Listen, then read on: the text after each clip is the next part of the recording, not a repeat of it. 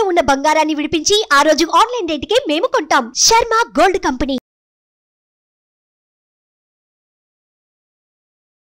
నమస్తే, welcome to Suman TV. నేను మీ యామ్ని. ప్రస్తుతం మనతో ఉన్నారు ప్రముఖ ఆధ్యాత్మికవేత్త, జ్యోతిష్య రత్న డాక్టర్ శ్రీమతి కోనాల భాగ్యలక్ష్మి గారు ఉన్నారు. అమ్మతో మనం మాట్లాడదాం. నమస్తే అమ్మ. నమస్తే అమ్మా. అమ్మ, ఈ ఏప్రిల్ నెలలో అసలు మీనరాశి వారికి ఏ విధంగా ఉంటుంది, అలానే ఈ రాశి వారికి సంబంధించి పరిహారాలు కూడా తెలియచేయండి అమ్మ. ఓం గణపతే నమః. శుక్లాంబరధరం విష్ణుం శశివర్ణం చతుర్భుజం ప్రసన్నవదనం ధ్యాయే సర్వ విఘ్నోపశాంతయే. ఓం గణపతే నమః. శ్రీమాత్రే నమః. ముఖ్యంగా ఈ 1/4/2024 30/4/2024 ఏ విధంగా ఉండబోతోంది ద్వాదశ రాశుల వారికి అనే విషయాన్ని ఇప్పుడు ఒక్కసారి మనం పరిశీలిద్దాం. 2వ తారీఖున బుధుడు వక్రంలోకి వెళుతున్నాడు. అదేవిధంగా చూసినట్లయితే 10వ తారీఖున మీనరాశిలోకి వెళ్తున్నాడు మళ్ళీ బుధుడు. అది ఆ విధంగా బుధగ్రహ సంచారం ఆ విధంగా ఉంది. 14వ తారీఖున రవి మేషరాశిలోకి వెళ్ళబోతున్నాడు. 24వ తారీఖున మీనరాశిలోకి కుజుడు ప్రవేశించబోతున్నాడు కుంభం నుంచి. 25వ తారీఖున శుక్రుడు తను ఉన్నటువంటి మీనరాశి నుంచి మేషంలోకి ప్రయాణం చేయబోతున్నాడు. ఇది ఈ యొక్క ద్వాదశ రాశుల్లోని గ్రహ సంచారం యొక్క ప్రయాణాలు, విశేషమైనటువంటి ప్రయాణాలు ఇవి. సరే, ద్వాదశ రాశుల వారికి ఏ విధంగా ఉండబోతుంది అనే విషయాన్ని ఇప్పుడు మనం పరిగణలోకి తీసుకుందాం. మీనరాశి వారికి ఏప్రిల్ నెలలో ఏ విధంగా ఉండబోతుందంటే, పురాభద్ర 4వ పాదం, ఉత్తరాభద్ర, రేవతి నక్షత్రం. ముఖ్యంగా చూసినట్లయితే కనుక ఉగాది వరకు ఏ విధంగా ఉండబోతుందో మొట్టమొదటి మనం పరిశీలనగా చెప్పుకుని ఆ తర్వాత ఉగాది తర్వాత చెప్పుకుందాం. అయితే ఉగాది వరకు కూడా చిన్న చిన్న కుటుంబంలో చిన్న చిన్న పరపచ్చాలు, వైషమ్యాలు అవి ఉండడం వలన కాస్తంత అటు ఇటుగా ఉంటుందని చెప్పచ్చు. అయితే ఏంటంటే కనుక పట్టుదలతో విద్యార్థులు చదివితే తప్పనిసరిగా మీరు మీ గోల్ రీచ్ అవ్వగలరు. అంతేగాని సోసోగా చదివితే సోసో ఫలితమే ఉంటుంది. ఆ విషయాన్ని గుర్తుపెట్టుకోండి. తర్వాత ఏంటంటే కనుక అకాల నిద్రాహారాలు లేకుండా చూసుకోండి. మీరు తిండి సమయానికి తినక ఆ తర్వాత నిద్ర సరిగా పోకపోతే మీ ఆరోగ్యం దెబ్బతినే అవకాశం ఉంది. జాగ్రత్త. ఏలినాడు శని దోషం నడుస్తుంది. ఒళ్ళు దగ్గరెట్టుకుని ఉండాలి మనము అనే విషయాన్ని గుర్తుపెట్టుకోండి. ఇలా ఏం మొహమాటం లేదు. తర్వాత ఇంకొక విషయం ఏంటంటే కనుక మీరు నష్టాలు కష్టాలు ఏర్పరచుకోకుండా, అంటే నష్టపోకుండా, కష్టాలని కొని తెచ్చుకోకుండా ఆ తర్వాత తెలివితేటలుగా మీరు వ్యవహారం చేసుకోవాలి. తెలివితేటలు అనేవి మీకు పెట్టుబడి లాంటివి. మీ తెలివితేటలు ఏ విధంగా ఉండాలంటే నష్టం వైపు పోకూడదు, కష్టం వైపు పోకూడదు. అందువల్ల చాలా జాగ్రత్తగా, అంటే ఏంటంటే నల్లేరు మీద నడకలాగా మనకు భవిష్యత్తు లేదు కాబట్టి మనం చేయాల్సిన పని ఏంటంటే చాలా జాగ్రత్తగా ఆచితూచి వ్యవహార జ్ఞానంతో ముందుకు వెళ్ళాలి. ఆ విధంగా ఉంటేనే ఉగాది వరకు మనం క్షేమంగా ఉంటాము అనే విషయాన్ని మీరు గుర్తుపెట్టుకోండి. తర్వాత ఉగాది తర్వాత అంటే ఏప్రిల్ 9వ తారీఖున క్రోధినామ సంవత్సర శుభాకాంక్షలు. మీ అందరికీ ఉగాది శుభాకాంక్షలు. ఏ విధంగా ఉండబోతోందంటే ఆదాయం చూస్తే 11, ఖర్చు చూస్తే 5.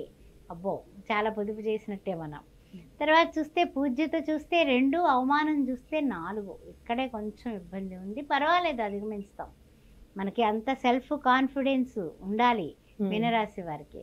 తర్వాత ముఖ్యంగా ఏమిటంటే కనుక వృత్తి ఉద్యోగాల విషయంలో ఉత్సాహం ఉగాది తర్వాత అందుకుంటుంది. చూసారా, చెప్పాను నేను మీకు.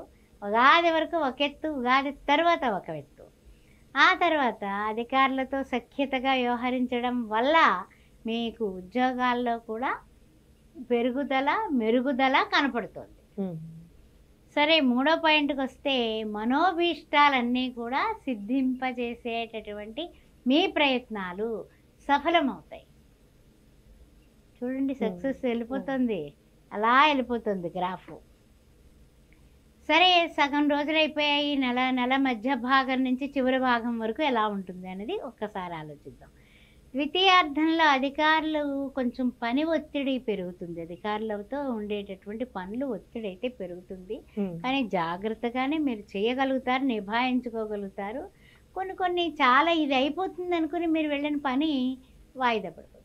అయితే మనోభీష్టాలన్నీ కూడా ప్రయత్నాలు సిద్ధించడానికి అన్నీ బాగున్నాయిగా, ఏమిటి మళ్ళీ ఈ ఆటంకాలు ఏంట్రా భగవంతుడా అని తెగ ఆలోచించేస్తూ ఉంటారు. వెళ్ళిన పని వెళ్ళినట్టు అయిపోవాలి కదా, ఏంటిది అడ్డంకులు పడుతున్నాయనేసి కొంచెం టెన్షన్ తీసుకుంటారు. అయితే మీరు ముఖ్యమైన పనులు వాయిదా పడటం వల్ల టెన్షన్ తీసుకున్నా, కొన్ని విషయాల్లో అంటే ఏంటంటే వాగ్దానాలు, మీరు ఎవరికైతే ఈ పని నేను చేసి పెడతాను, నా వల్ల అవుతుంది అని దేహి అని మనల్ని అడిగిన వాళ్ళకి, వరాల కింద మేము చేసేస్తామని చెప్పిన వాళ్ళకి మాత్రం వాగ్దానాలని కంప్లీట్ చేయగలుగుతారు. అలానే వీళ్ళకి స్థాన మార్పిడి ఉందమ్మా? స్థాన మార్పిడి కానీ స్థల మార్పిడి కానీ తొందరపాటు నిర్ణయాలు కానీ చేయకుండా ఉండడమే మంచిది నెల. ఎందువలన అంటే కొంచెం అటు ఇటుగా ఉన్నప్పుడు మనకి గబాబా స్థానం మారాలన్నా లేదన్నా అమ్మకాలు కొనుగోళ్ళు కూడా చేయకుండా ఉండడమే మంచిది. అంటే ఉగాది తర్వాత 15వ తారీఖు వరకు చాలా బాగుంది, ఆ తర్వాత మళ్ళా 20వ తారీఖు నుంచి మధ్యస్థంగా ఉంది. అందువలన మనకి ఉగాది మొదట్లో ఏప్రిల్ 9 వరకు ఒకెత్తు, 9 నుంచి మళ్ళీ 18వ తారీఖు వరకు ఒకెత్తు, 18 నుంచి నెలాఖరు వరకు ఒకెత్తు అన్నట్టుగా 3 రకాలుగా ఉంది మీనరాశికి. అయితే ఏమిటంటే కనుక కొంచెం అన్ని విధాలా కూడా ఇచ్చిపుచ్చుకునే విషయాలన్నీ కూడా వ్యవహారం అంతా కరెక్ట్గా ఉంటారు, అన్నీ పూర్తి చేసుకుంటారు, పట్టుదలతో ముందుకు సాగుతారు. పట్టుదలే మీకు ప్రత్యేకమైనటువంటి విందులు వినోదాల్లో ఆనందంగా మీరు ఈ నెలాఖరికి కంప్లీట్ చేయగలుగుతారు. ఆర్థికంగా ఇబ్బందులు అంటారా, ఆర్థిక ఇబ్బందులు మామూలుగానే ఉన్నాయి. ఆర్థిక ఇబ్బందులు ఉన్నప్పుడు ఏ విధంగా నువ్వు స్థల మార్పిడి, ఇల్లు మార్పిడి ఎలా చేయగలుగుతారు, కొనుగోళ్ళు ఎలా చేస్తారు? అప్పులు చేసుకోవాలి కదా, అప్పులు చేసుకుంటే తిప్పలు తప్పవు అనే జ్ఞానం మనకి మీనరాశి వారికి గురువే కాబట్టి జ్ఞానం అయితే అధికంగా ఉంటుంది. అందువల్ల తప్పనిసరిగా అప్పులు చేయకుండా ఎలా నెగ్గాలా అని ప్లానింగ్స్ వేసుకోండి. అలానే ఇప్పుడు వివాహానికి సంబంధించి కానీ భార్యాభర్తల మధ్య సంబంధం సంతానం పరంగా ఏ విధంగా ఉంటుందమ్మా?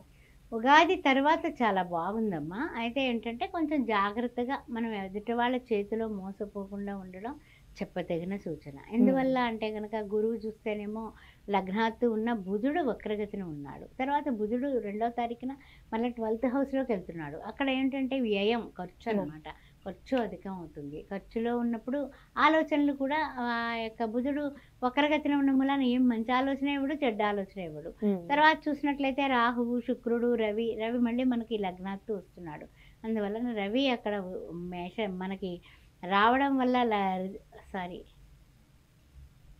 రవి ద్వితీయంలోకి వస్తున్నాడు. ద్వితీయంలోకి రవి రావడం వల్ల కూడా మనకి అన్ని విధాలా బాగున్నప్పటికీ కూడా సూర్య నమస్కారాలు మానకుండా చేసుకోవడం ఒకటి.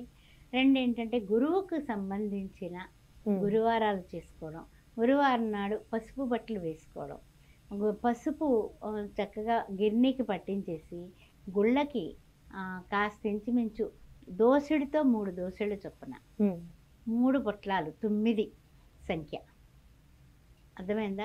అది 2 కేజీ ఆడిస్తారా, 2 కేజీలు పట్టిస్తారా గిన్నెకి అనేది మీ ఇష్టం. గుడికి పట్టుకెళ్ళి ఆ 3 పొట్లాలు కూడా 3 గుళ్ళల్లో ఇచ్చేయండి, 3 దోశలతో వేసేసి.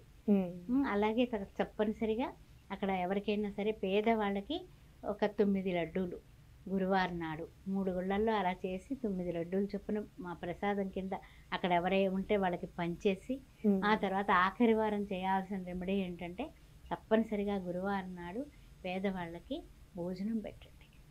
కుదిరితే తొమ్మండుగురికి, లేకపోతే కనీసం మీకు ఓపిక ఈ పరిహారం చేసుకుంటే ఈ ఒత్తిళ్ళు, ఈ ఒడిదుడుకులు, మనకి ఆటంకాలు, టెన్షన్స్ లేకుండా ఉంటాయి.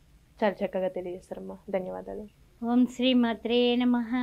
సుమన్ టీవీలో మీ పర్సనల్ అండ్ బిజినెస్ ప్రమోషన్స్ కోసం కింది నెంబర్కి కాంటాక్ట్ చేయండి.